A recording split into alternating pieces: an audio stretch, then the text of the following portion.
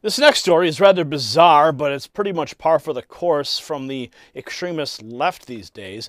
A state now demanding that Christian U.S. filmmakers make same-sex films or face jail time.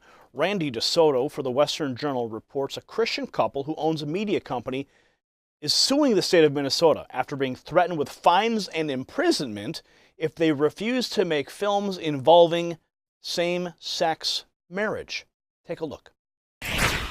A government that tells you what you can't say is bad enough, but a government that tells you what you must say is even worse. You can't force people to promote things that violate their beliefs.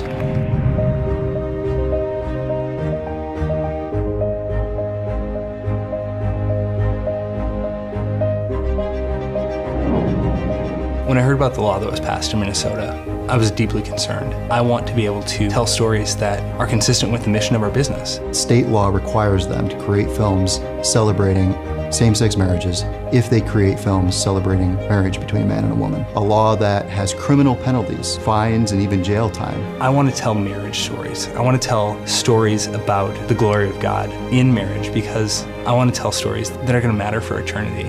I want to help my children preserve their religious freedom, and if I don't do something now, I'll look back and totally regret it.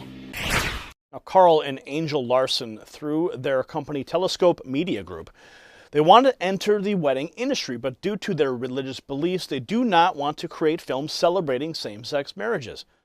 Minnesota's Human Rights Act stipulates that if the owners produce films about traditional Christian marriages between one man and one woman, they must also produce films about unions that violate their Christian views, according to CBN News. The religious liberty law